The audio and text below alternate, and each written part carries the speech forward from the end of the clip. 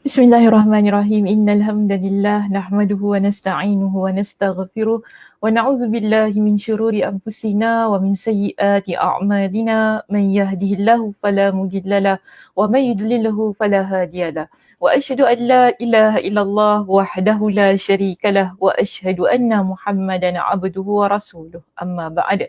Rabbi shrah li sadri wa yassir li amri wahlul 'uqdatam min lisani yafqahu qawli. Rabbi zidni ilma warzuqni fahma. Allahumma inna nas'aluka ilman nafi'a wa rizqan tayyiba wa amalan mutaqabbala. Assalamualaikum warahmatullahi wabarakatuh. Apa khabar jemaah muslimah kita di Masjid Al-Muttaqin pada pagi ini? Saya harap semua dalam keadaan yang sihat sejahtera hendaknya. Ada siapa bersama dengan kita pada pagi ini? Sekejap tak tercheck. Oh, Kak Som. Alhamdulillah Kak Som. Siapa lagi? Kak Zaitun. Okay, lagi. Siapa lagi dengan kita? Kak Zah. Lagi. lagi. Kak Zah. Okay, ada tak siapa-siapa lagi dengan kita? Ya. Yeah. Okay, Aisyah. Assalamualaikum Ustazah dan semua. Waalaikumsalam warahmatullahi. Baik. Pada pagi ini kita akan masuk muka surat yang keberapa Muslimah? Sejahtera hendaknya. Kita akan masuk muka surat yang keberapa? Boleh letakkan di ruangan komen? Saya boleh lihat. Saya Ustazah. Oh, Kak Siti pun ada kat sini. Masya Allah Kak Siti. Jarang Kak Siti bersiaran di pagi Sabtu ya. Seingat saya lah, minta maaf ya Kak Siti. Muka surat 359, hadis yang ke-38. Betul? Ada satu jawapan saja, ada tak jawapan yang lain? Kak Som berikan jawapan berapa tu? Muka surat 359, okey. Live from CBTL. Oh, okey. InsyaAllah. Ada jawapan yang berbeza di situ. Oh, Kak Ram juga ada. Ni kenapa pagi ni tiba-tiba tiba-tiba ada ramai orang. Alhamdulillah. Ya, Alhamdulillah. Terima kasih Kak Ram kerana ikuti kuliah kita pada pagi ini. Jadi pada pagi ini kita akan mulakan dari perbincangan di muka surat 359. Ya, kejap bagi saya minum air. Tadi minum air lain, hari ni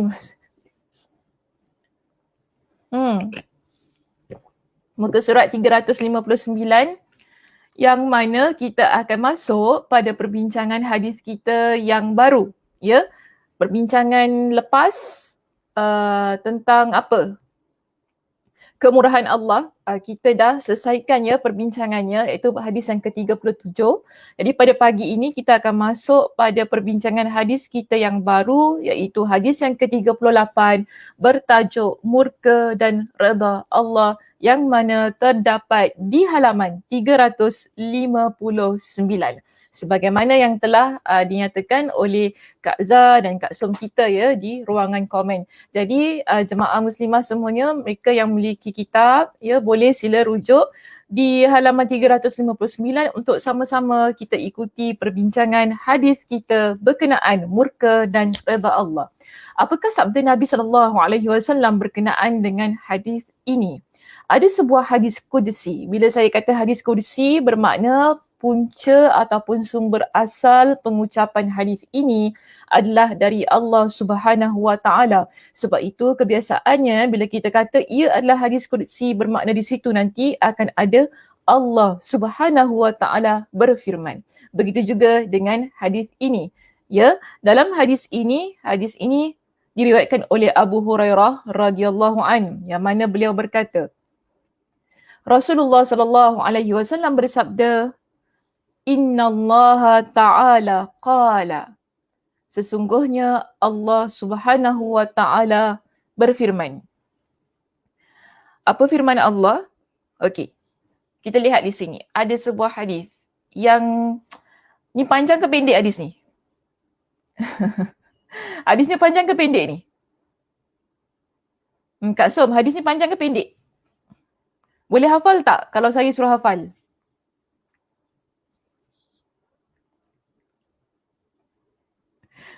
Boleh hafal tak kalau saya suruh hafal hadis ni? Saya sebenarnya kan, saya naklah dengar muslimah-muslimah ni hafal hadis. Bila saya ajar hadis tu, mereka dapat hafal hadis tu. Panjang ustazah jawapannya. Panjang ustazah, tak panjang lah, baru berapa line tu kan, 1, 2, 3, 4, 5, baru 5. Baru 5, bukan 15 pun. Boleh ya, insyaAllah ya. Saya harapkanlah jika sekiranya kita belajar ni, terutamanya tentang hadis Nabi SAW, kita dah sampai ke hadis yang ke-38. 1 sampai 37 tu dah hafal ke belum hadisnya? Kalau dapat hafal tu Masya Allah Tabarakallah ya. Alhamdulillah. Baik sangat kau dapat hafal.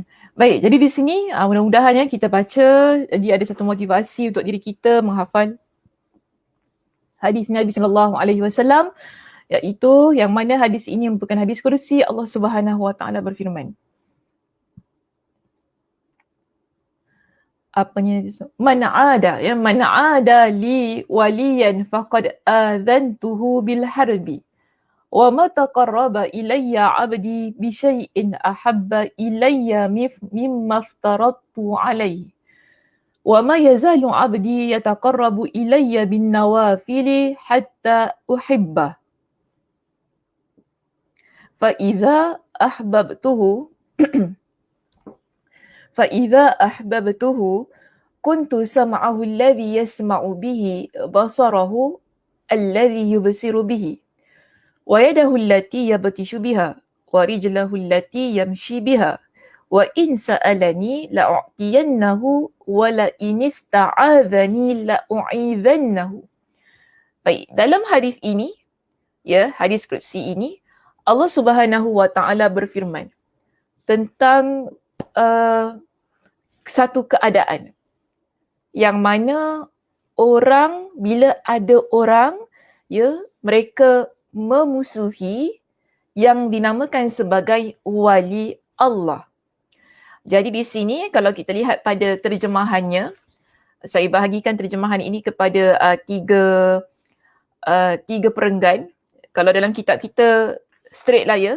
Jadi saya nak supaya nampak satu persatu apa yang ingin disabdakan oleh Nabi SAW di sini.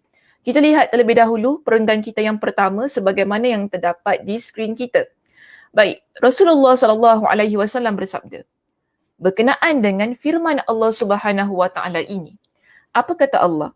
Sesiapa yang memusuhi waliku, maka aku isytiharkan perang terhadapnya.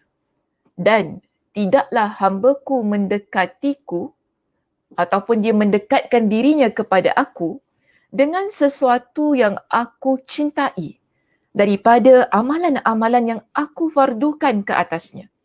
Dan apabila dia sentiasa mendekatiku dengan amalan-amalan sunnah sehingga aku mencintainya.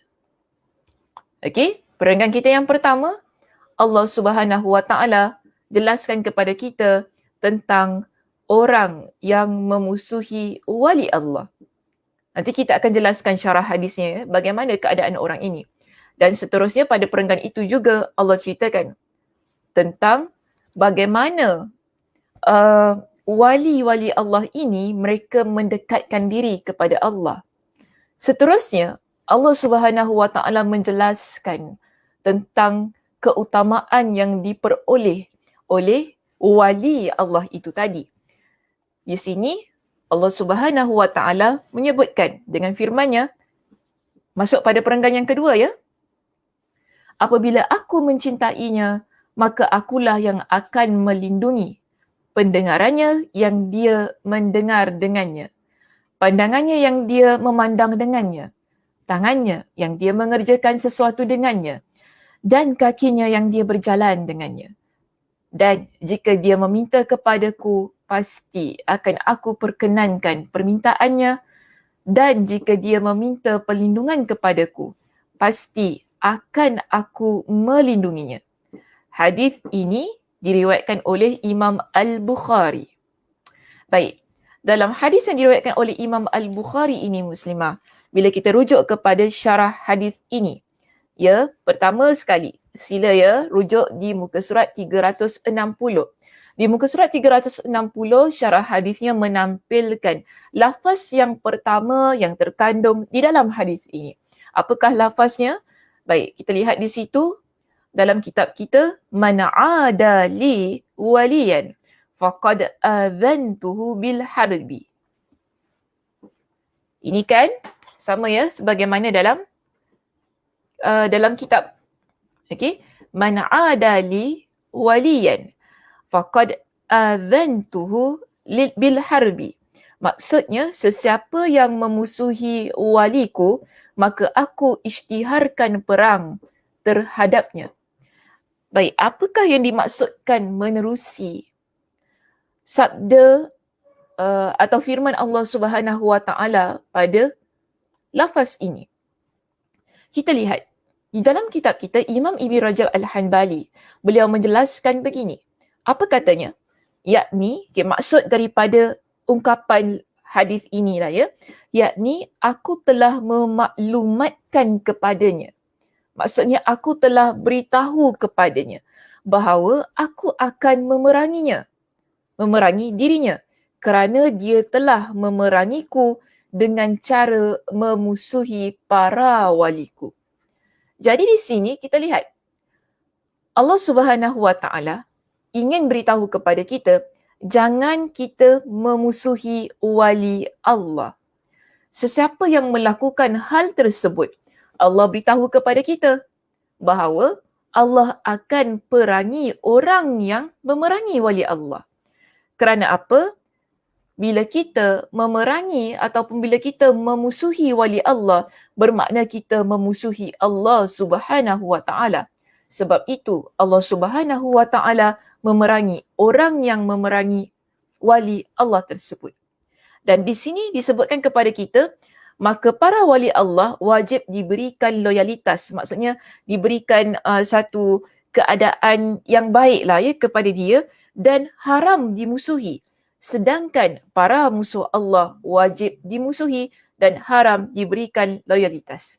Saya nak murnikan perenggan itu ya sebab bunyinya agak ekstrim pada ayat itu ya. Jadi kita nak murnikan, kita nak lembutkan sedikit bahasanya. Beginilah yang muslimah. Kita fahami begini. Jadi jangan salah faham ya dengan ayat itu.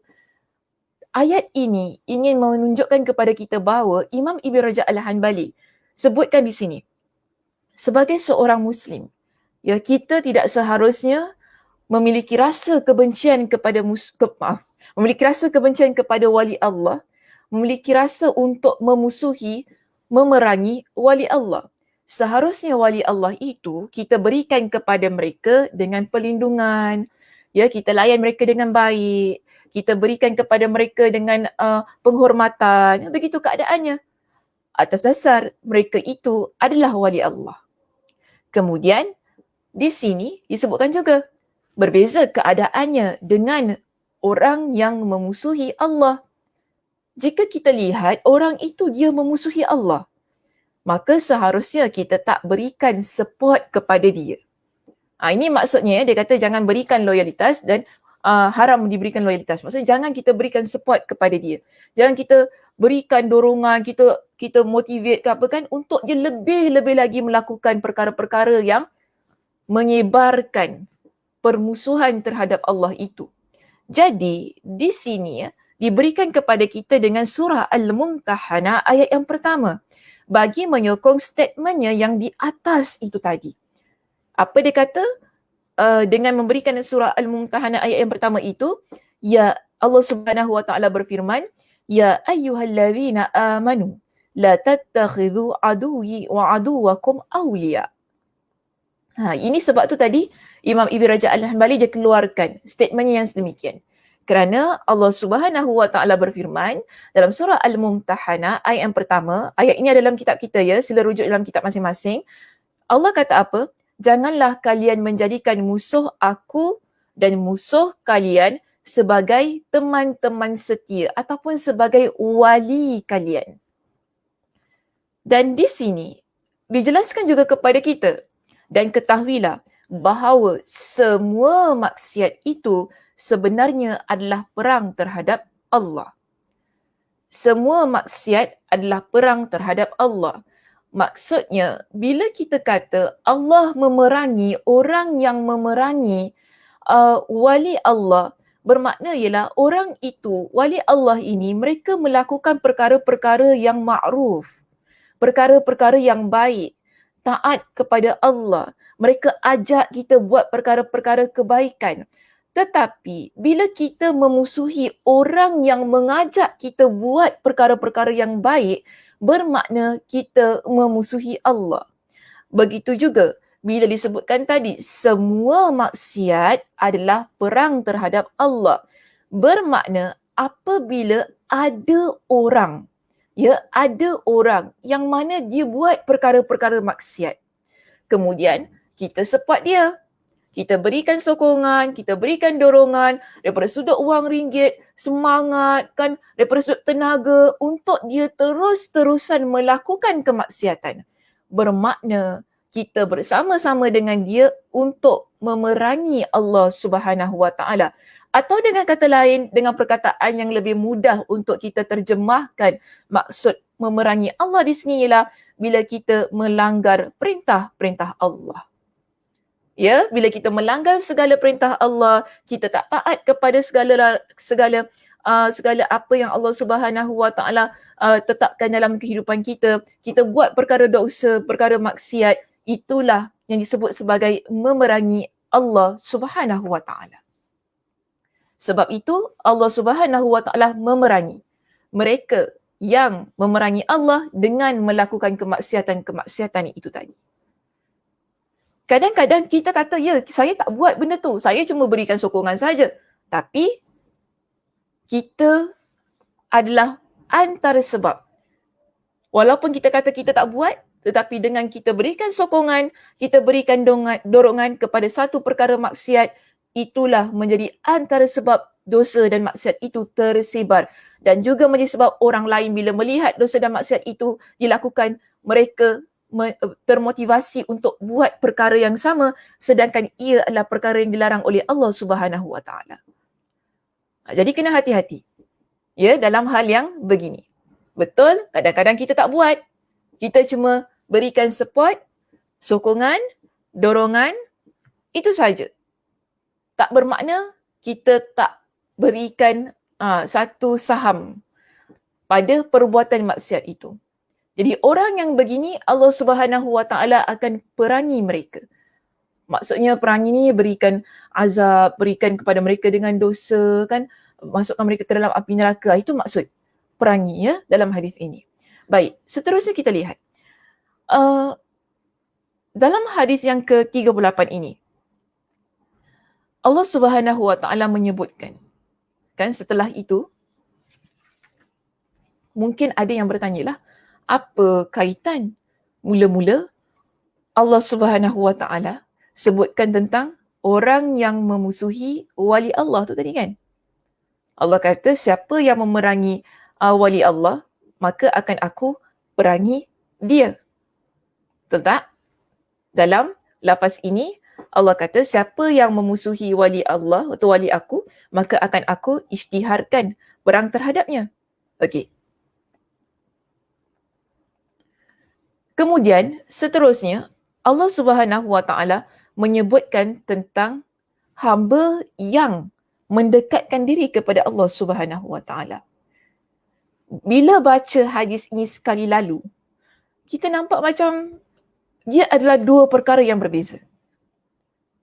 Pertama, Allah kata Allah akan memerangi orang yang memusuhi wali Allah. Terus tiba-tiba Allah sebutkan tentang hamba yang mendekatkan diri kepada Allah dengan amalan-amalan. Sebenarnya begini, okey, kita lihat. Imam Ibn Rajab Al-Hanbali jelaskan kepada kita. Pada firman Allah Subhanahu Wa Taala yang seterusnya, kan, pada lafaz ini, okey, wa ma taqarraba ilayya 'abdi bi syai'in ahabba ilayya mimma aftaradtu 'alaihi wa ma yazalu 'abdi yataqarrabu ilayya bin nawafil hatta uhibbah. Maksudnya apa? Dan tidaklah hamba-Ku mendekatiku dengan sesuatu yang aku cintai daripada amalan-amalan yang aku fardukan ke atasnya, dan apabila dan apa mana maaf dan tertengok tempat lain, dan apabila dia sentiasa mendekatiku dengan amalan-amalan sunnah sehingga aku mencintainya. Bila kita baca sekali lalu, nampak macam tak ada kaitan antara tadi kan dengan yang ini. Tapi sebenarnya, kalau kita rujuk pada penjelasan yang dikemukakan oleh Imam Ibn Rajab Al-Hambali di sini, di muka surat 360 di perenggan yang bawah sekali. Ya, paragraf kita yang bawah sekali. Apa penjelasannya? Dia kata begini, setelah Allah menyebutkan bahawa memusuhi para wali iaitu kekasihnya adalah bererti memeranginya, Allah menyebutkan setelah itu sifat-sifat para wali. Jadi ini adalah Allah jelaskan kepada kita tentang bagaimana sifat para wali itu supaya kita ni bila kita lihat kita tak musuhi mereka ataupun kita berusaha untuk jadi sebagaimana mereka ini dengan bersifat dengan sifat-sifat yang Allah Subhanahu Wa Taala sebutkan di dalam lafaz itu. Jadi disebutkan bahawa sifat-sifat para wali itu kekasihnya yang haram untuk dimusuhi dan wajib diberikan tadi loyalitas, maksudnya diberikan penghormatan, diberikan support, sokongan, diberikan satu keadaan yang baiklah pada diri dia. Maka Allah menyebutkan apa-apa yang mereka lakukan untuk mendekatkan diri kepadanya. Jadi di sini Allah sebutkan tentang sifat mereka dan apa yang mereka lakukan sebagai satu pendetilan kepada kita bahawa inilah orangnya yang Allah maksudkan jangan kita musuhi. Agar kita tak termasuk di dalam kategori insan yang diperangi oleh Allah Subhanahu Wa Taala. Dan seboleh mana kita nak berusaha agar kita sendiri menjadi sebagaimana yang Allah sebutkan di dalam hadis ini. Jika kita lihat kepada subtopik kita yang seterusnya, Imam Ibn Rajab Al-Hambali menjelaskan kepada kita tentang siapakah itu wali. Daripada tadi saya sebut, jangan perangi wali Allah, jangan perangi wali Allah. Wali Allah tu siapa? Kan wali Allah tu siapa? Ustazah, tadi wali ya. Ni bukan wali band jangan main. Tiba-tiba pula keluar wali band kat sini ya. Bukan. So kita lihat begini. Wali Allah itu siapa? Ini penting untuk kita tahu siapakah wali Allah Subhanahu Wa Taala. Sebab itu, di muka surat 361 dijelaskan kepada kita makna wali dan tingkatan-tingkatan darjat para wali ini. Dijelaskan kepada kita kemudiannya siapakah wali, kemudian apakah tingkatan-tingkatan yang dimiliki oleh para wali Allah Subhanahu Wa Taala. Di situ kita lihat asal makna kata wali. Sila Muslimah rujuk di muka surat kita yang ke-361. Asal makna kata wali adalah kedekatan dan asal makna permusuhan adalah jauh. Jadi asal maksud perkataan wali itu sekejap lupa pula saya nak ni. Baik, tak apa maksud sini. Siapa wali Allah? Asal maksud wali itu ialah kedekatan. Maksudnya bila kita kata wali, dia adalah orang yang dekat. Kedudukannya dekat. Jaraknya dekat.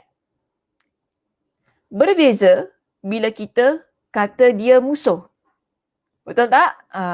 Bila kita kata dia musuh, jaraknya jauh. Orang itu jauh daripada kita. Jadi asal maksud wali itu ialah adanya kedekatan. Berbeza dengan asal maksud musuh.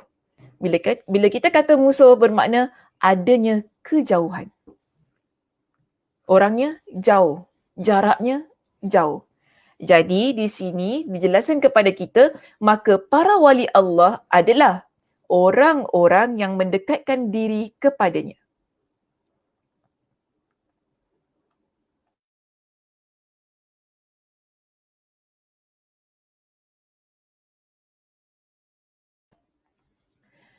Jadi para wali Allah adalah orang-orang yang mendekatkan diri kepada Allah. Ya, secara umumnya kita faham begitu. Bila kita kata wali Allah itu siapa? Ataupun orang tanya, siapa wali Allah? Kita jawab, orang yang mendekatkan diri kepada Allah. Dia melakukan sesuatu, amal perbuatan, amal ibadah untuk mendekatkan diri kepada Allah, dan mereka yang berusaha ke arah mendekatkan diri kepada Allah tersebut, kita panggil mereka sebagai wali Allah. Jelas ya? Jadi ini secara umumnya sedemikian. Kemudian kita lihat ya sebagaimana yang terdapat dalam kitab kita. Dia katakan begini, dengan apa-apa yang dapat mendekatkan mereka kepada Allah. Sebagaimana juga yang saya sebutkan tadi. Sedangkan dia berikan yang sebaliknya. Apa sebaliknya? Para musuh Allah. Kalau musuh Allah tu bagaimana? Yang tadi kan dijelaskan kepada kita, kalau dia musuh Allah, kita jangan support. Kita jangan sokong. Jangan kita dorong dia untuk dia buat lagi perbuatan-perbuatan maksiat dia. Jadi, beza di sini, dua orang ini. Yang mana seharusnya kita berikan sokongan dan dorongan itu tadi. Wali Allah atau musuh Allah. Sebab itu dia berikan definisi ataupun maksud untuk kedua-dua perkataan ini. Jadi dikata, sedangkan para musuh Allah adalah orang-orang yang Allah jauhkan darinya kerana perbuatan-perbuatan mereka yang menyebabkan mereka harus diusir dan dijauhkan darinya. Maksudnya Allah jauhkan mereka dari Allah. Kerana apa? Mereka ada buat perbuatan-perbuatan yang menyebabkan mereka sendiri jauh dari Allah. Apa perbuatan itu? Dosa dan maksiat. Ya, bila kita melakukan perkara dosa, kita melakukan perkara maksiat, ia adalah perbuatan-perbuatan yang menjadi penyebab kita jauh dari Allah dan orang itu dianggap sebagai musuh Allah. Berbeza dengan wali Allah. Wali Allah, mereka berusaha buat berbagai macam amalan demi untuk mendekatkan diri mereka kepada Allah Subhanahu wa taala. Baik, seterusnya kita lihat pada penjelasan ini. Allah Subhanahu wa taala membahagikan para walinya yang didekatkan kepadanya menjadi dua bahagian. Tadi kita dah jelas siapa wali Allah, iaitu mereka yang berusaha mendekatkan diri kepada Allah dengan mengamalkan perbuatan-perbuatan ataupun amalan-amalan yang boleh menyebabkan mereka dekat kepada Allah. Jadi di sini, sebagaimana yang terdapat dalam hadis kita itu tadi, Allah berikan kepada dua bahagian tentang wali Allah yang Allah sebutkan dalam hadis ini. Apakah bahagiannya? Baik, kita lihat begini. Pertama, di situ kategori wali Allah. Ada dalam kitab kita Muslimah, boleh rujuk di situ. Kategori wali Allah di sini ada dua bahagian. Kita masuk kepada kategori yang pertama, bahagian yang pertama. Orang yang mendekatkan diri kepadanya dengan melakukan apa-apa yang fardu. Yang fardu ni maksudnya apa-apa yang wajib. Okey? Orang yang mendekatkan diri kepada Allah Subhanahu wa taala dengan melakukan apa-apa perbuatan yang fardu, iaitu perbuatan yang wajib. Kita tak kata orang ini hanya buat perkara-perkara yang Allah wajibkan. Pada kategori yang pertama ni. Bila kita kata dia mendekatkan diri dengan melaksanakan amalan fardu, sekali lagi saya tekankan fardu itu maksudnya amalan yang wajib. Bila orang ini dia mendekatkan diri dengan melaksanakan amalan-amalan fardu, bermaksud ia mencakupi melaksanakan apa-apa yang wajib dan meninggalkan apa-apa yang diharamkan. Yang boleh kita faham, dia tak buat perkara yang Allah larang. Bukan sahaja dia buat perkara-perkara yang Allah wajibkan kepada dia, bahkan dia tinggalkan perkara-perkara yang Allah larang. Sebab begini kalau kita kata mendekatkan diri dengan melaksanakan amalan fardu, kita berhenti sampai situ saja. Nanti kita fikir, oh maknanya amalan yang tak fardu tu boleh buat lah ya. Bukan begitu. Jadi, untuk kategori yang pertama ini yang boleh kita fahami ya, orang ini dia mendekatkan diri kepada Allah dengan melakukan ataupun dengan melaksanakan amalan-amalan yang wajib. Dalam masa yang sama, dia tinggalkan amalan-amalan yang Allah haramkan. Seterusnya, okay, kita lihat di sini. Yang kedua, okay, kita ada yang kedua di situ. Kategori wali Allah yang kedua ialah mendekatkan diri dengan amalan sunnah. Jadi, apa maksudnya? Orang yang mendekatkan diri kepadanya dengan amal-amal lebih dari yang fardu tadi, iaitu dengan amal-amal sunnah. Maksudnya di sini, kategori wali Allah yang kedua ini, dia bukan buat amalan-amalan sunnah sahaja. Dia dah buat amalan-amalan yang fardu tadi. Ya, contoh saya berikan, dia solat fardu kan 5. 5 waktu tu dah. Kita solat wajib kita yang 5. Baik. Kemudian kita tinggalkan perkara-perkara yang Allah larang. Itu kategori yang pertama. Masuk pada kategori yang kedua, dia top up. Okey, dia top up maksudnya dia tambah dengan amalan-amalan sunnah. Setelah dia melakukan amalan-amalan yang wajib itu tadi. Sebab kalau kita tak jelaskan begitu, nanti orang ingatkan, oh kita buat je lah amalan-amalan yang sunnah ni. Tak payah fardu tu nanti-nanti boleh buat. Bukan begitu. Jadi maknanya, pertama dan kedua, dia adalah saling melengkapi. Kategori wali Allah ini. Pertama dan kedua adalah saling melengkapi. Yang kedua, dia tidak boleh jadi jika sekiranya yang pertama tidak ada.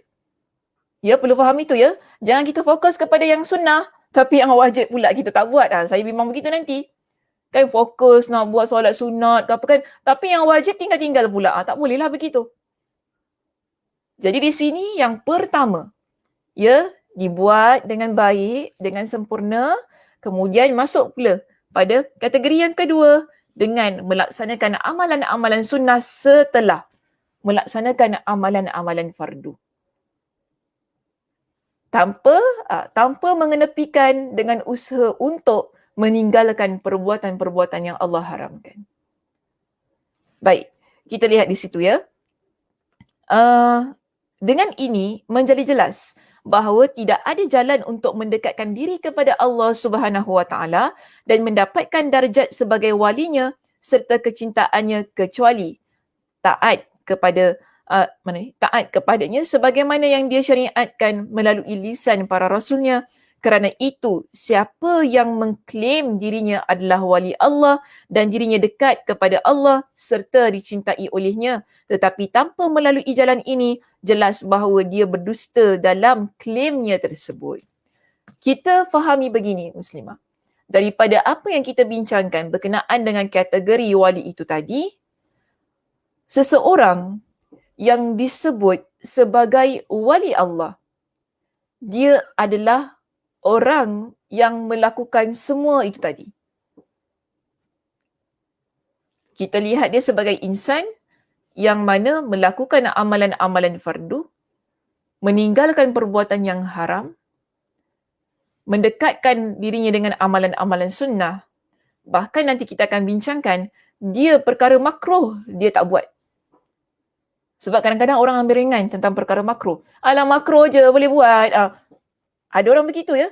Tapi wali Allah, perkara makruh dia akan tinggalkan. Baru tepat kita panggil dia sebagai wali Allah. Dan saya juga nak kata begini. Kita tak boleh tiba-tiba kita mengaku, aku ni wali Allah. Tak boleh kita tiba-tiba nak mengaku gitu. Sebab kita pun tak tahu. Ya, bagaimana keadaan diri kita pada pandangan mata Allah. Yang penting ialah kita berusaha untuk melakukan apa yang Allah Subhanahu Wa Taala sebutkan dalam hadis ini. Namun untuk kita dakwa, untuk kita claim di hadapan orang ramai, saya wali Allah, Allah angkat saya sebab saya gini. Tak. Ataupun bila kita baca, oh aku ni buat amalan fardu, aku tinggalkan perbuatan yang haram, aku buat amalan sunnah, makruh, apa lagi aku tak buat macam tu kan. Wali Allah lah aku ni. Tak ada maknanya. Jangan kita ni pandai-pandai syok sendiri. Ya, tak ada. Kita bincangkan di sini ialah untuk kita berusaha. Tetapi namun untuk kita kata kita ni wali Allah, tidak. Ini semua adalah sesuatu yang Allah Subhanahu Wa Taala anugerahkan kepada seseorang itu. Yang penting bila kita nampak ada orang yang begini, Masya Allah Tabarakallah, keadaan dirinya, jangan kita aniaya orang yang baik-baik begini. Kemungkinan besar pada pandangan mata Allah, Allah angkat statusnya sebagai wali Allah. Yang mana kalau kita musuhi, kita perangi dia, Allah akan perangi diri kita. Okey, faham ya? Baik. Seterusnya, di situ dijelaskan kepada kita, kerana itu Allah menyebutkan dalam hadis ini, para walinya itu adalah 2 tingkatan darjat. Tadi disebutkan tentang kategori. Ada 2 bahagian. Sekarang ini dibincangkan tentang status, darjatnya. Okey, ada 2 pula. Tapi sebenarnya samalah. Cuma dia nak lebihkan kepada penjelasan yang lebih detail lah di sini ya. Pertama kita lihat begini. Tingkatan darjat wali Allah sebagaimana yang terdapat dalam kitab kita ini. Yang pertama, okey. Lihat ya di situ. Darjat yang pertama, perbincangannya bermula dari muka surat 361 pada perenggan yang terakhir sekali, kemudian kita akan masuk pada muka surat 362. Ya. Darjat yang pertama, orang-orang yang mendekatkan diri kepada Allah dengan amalan-amalan fardu. Dan amalan fardu adalah amalan yang paling utama. Maknanya, sebelum kita fikir tentang amalan-amalan yang sunnah, amalan fardu ni paling utama untuk kita kedepankan. Untuk kita perhalusi lagi. Untuk kita perbaiki lagi. Sebelum kita sibuk untuk fikirkan tentang amalan yang sunnah. Jadi disebutkan begini ya. Orang-orang yang mendekatkan diri kepadanya dengan melaksanakan apa-apa yang fardu. Dan ini adalah darjat orang-orang yang tengah, iaitu golongan yang kanan. Dan melaksanakan apa-apa yang fardu adalah amal yang paling utama.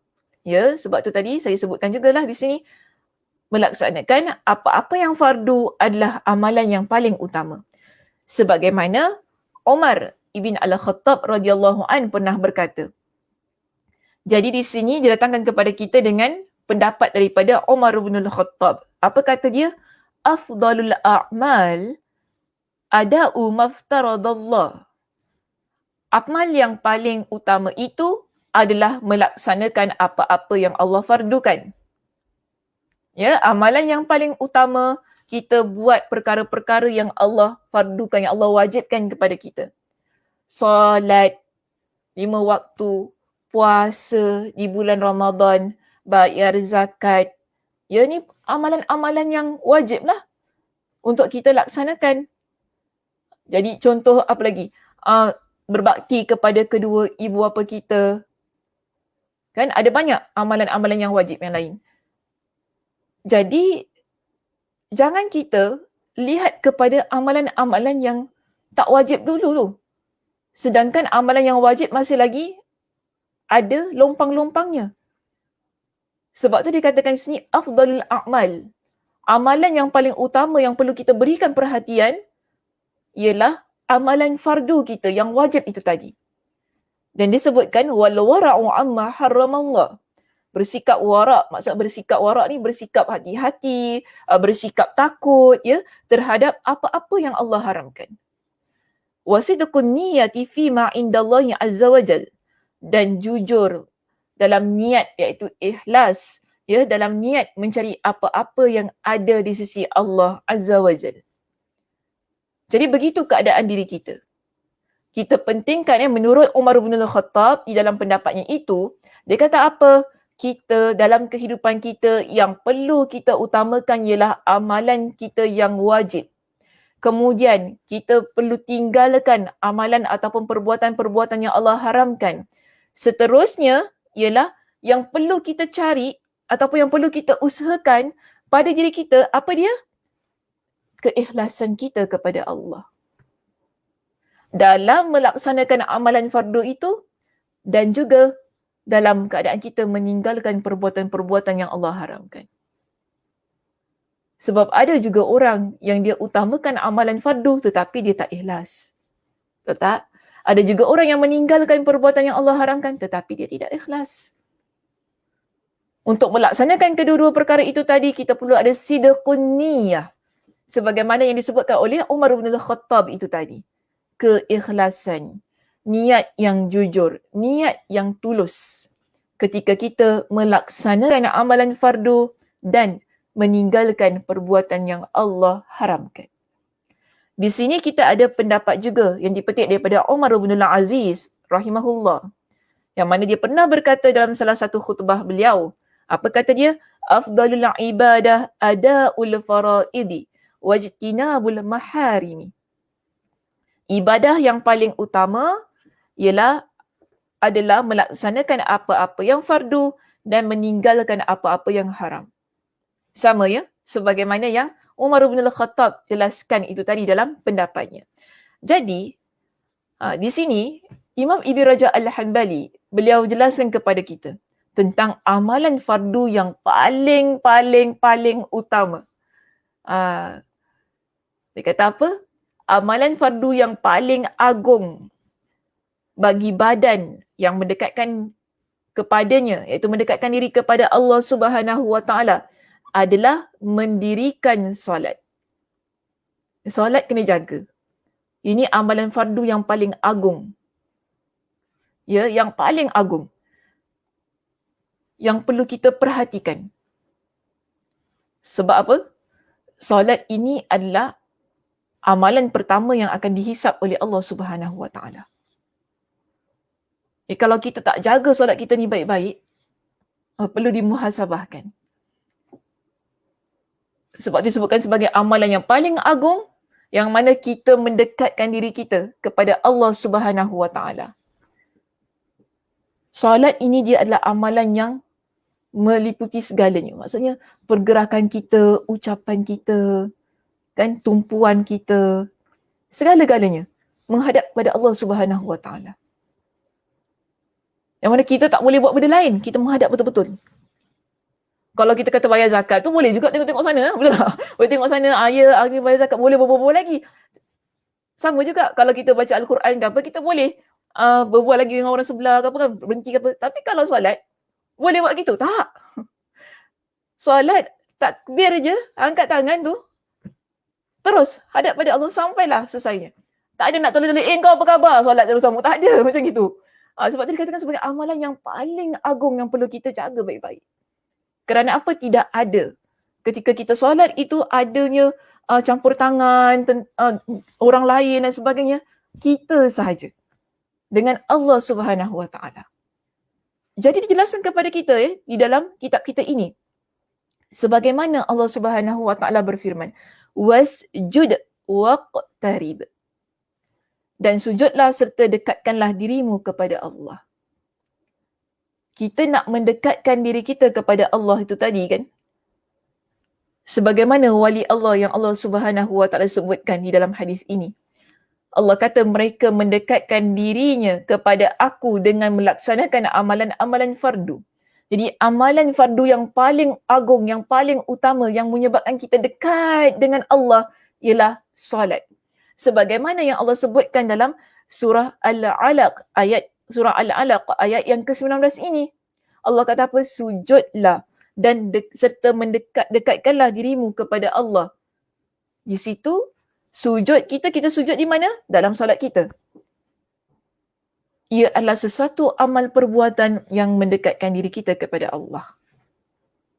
Begitu juga Nabi SAW bersabda tentang amalan solat ini. Aqrabu ma yakunul abdu min rabbihi wa huwa sajidun. Kesempatan paling dekat seorang hamba dengan Tuhannya adalah ketika dia bersujud kepadanya. Itu adalah keadaan yang dekat, kita dekat sangat dengan Allah bila masanya time kita sujud. Solat, bila kita solat ni ada sujud kan? Itulah masa yang kita dekat dengan Allah Subhanahu Wa Taala. Ini yang disebutkan oleh Nabi SAW ya, dalam hadisnya itu tadi yang diriwayatkan oleh Imam Muslim. Disebutkan juga, dan di antara amal-amal fardu yang mendekatkan seseorang kepada hamba Allah Ta'ala adalah sikap adil seorang pemimpin terhadap orang-orang yang dipimpinnya. Iaitu rakyatnya lah, ataupun dia leader, tapi kemudian dia ada orang di bawahnya kan, dia adalah orang yang adil.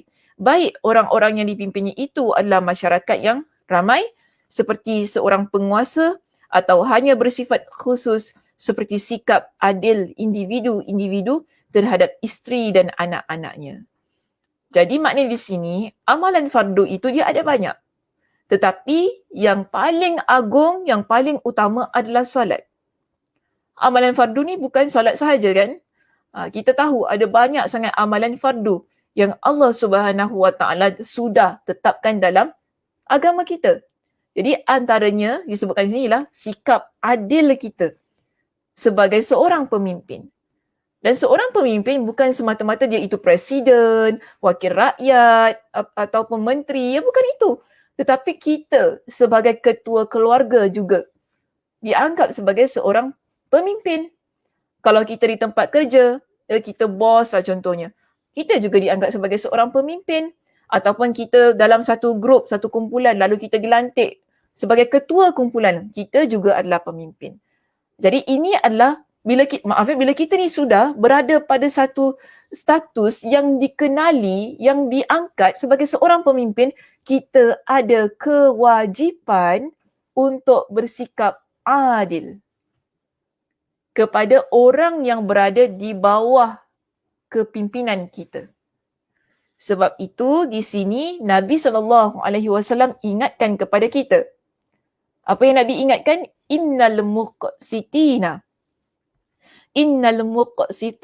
indallahi ala manabira min nurin ala yaminir rahman. Ya, muka surat 363 ya, muslimah di situ di atas sekali hadisnya. Sila lihat dalam kitab masing-masing.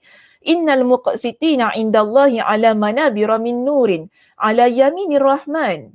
Sesungguhnya orang-orang yang adil di sisi Allah akan bertakhta di atas mimbar-mimbar dari cahaya.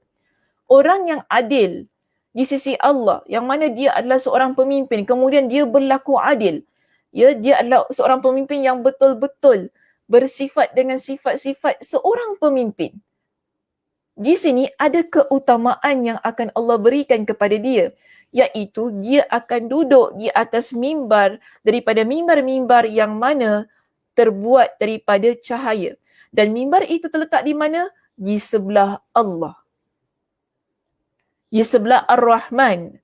Di sebelah Allah tapi di sebelah kanan. Ya, ala yaminir rahman wa kilta yadayhi yaminun. Dan semua tangannya adalah kanan. Allazina ya'diluna fi hukmihim wa ahlihim wa ma walu. Bagaimana seorang pemimpin yang adil ini? Nabi SAW sebutkan, iaitu orang-orang yang adil ketika dia buat keputusan. Orang-orang yang adil terhadap keluarganya dan terhadap apa yang mereka pimpin. Jadi, di sini Allah siapkan untuk orang yang begini. Dia berada pada satu kedudukan yang dekat dengan Allah. Sebab kadang-kadang, kenapa ya berkenaan dengan pemimpin ini diberikan di sini? Sebab kadang-kadang kita rasa nak mendekatkan diri kepada Allah itu hanya dengan melakukan amal ibadah semata-mata. Kan duduk dekat atas sejadah, berzikir, baca Al-Quran. Ini kita rasa begitu bila nak mendekatkan diri kepada Allah. Tetapi jangan lupa muslimah. Antara cara untuk kita mendekatkan diri kepada Allah itu ialah melaksanakan semua amalan yang Allah wajibkan kepada kita. Tidak kira adakah ia, sama ada ia yang dilakukan dalam ibadah ataupun yang kita lakukan untuk orang sekeliling kita. Bila kita seorang isteri contohnya, kita taat kepada suami kita, kita menjalankan tanggungjawab kita mendidik anak-anak kita dengan ilmu agama contohnya, ataupun kita seorang anak, kita berbakti kepada kedua ibu bapa kita. Kita ni ada adik-beradik, kan kita saling membantu, saling menghormati, berlaku baik kepada ahli keluarga kita. Ini semua adalah amalan-amalan fardu sebenarnya. Yang wajib untuk kita lakukan, yang tak boleh kita tinggalkan. Maka bila kita lakukan semua perbuatan itu, bermakna kita berusaha untuk mendekatkan diri kita kepada Allah. Okay, jangan lupa tentang semua itu. Sebab kadang-kadang kita faham, oh saya nak mendekatkan diri kepada Allah, kena solat, puasa. Bukan itu sahaja. Sebab jangan lupa juga, dalam agama kita, banyak kali saya highlightkan bahawa kita hidup ini bukan hanya ada hablum minallah, tetapi kita hidup dengan hablum minan nas juga. Kita ada hubungan ikatan dengan Allah dan Allah Subhanahu Wa Taala juga tetapkan kita sebagai seorang Muslim yang mana ada hubungan sesama manusia yang perlu kita jaga, yang Allah wajibkan untuk kita jaga agar terhindarnya permusuhan, agar kita tidak menzalimi orang lain, agar kita tak mengkhianati, agar kita tak memijak maruah orang yang ada di sekitar kita. Kerana perbuatan-perbuatan yang saya sebutkan itu tadi, ia adalah perbuatan yang mana kita buat apa-apa yang Allah larang. Sedangkan kita dah bincangkan tadi, orang yang mendekatkan dirinya kepada Allah Subhanahu Wa Taala adalah orang yang mana dia buat perkara yang fardu, dalam masa yang sama, dia juga tinggalkan perkara-perkara yang Allah haramkan. Jelas ya? Okey, sebab tu di sini ditampilkan kepada kita tentang keadaan seorang pemimpin yang adil. Tak kira sama ada dia itu pemimpin pada sebuah masyarakat yang besar ataupun pada sekecil-kecil kumpulan. Contohnya yang lebih dekat dalam konteks kita, untuk dalam kehidupan kita, dalam keluarga kita. Walaupun kita kata, oh saya isteri, saya bukan pemimpin. Tak juga.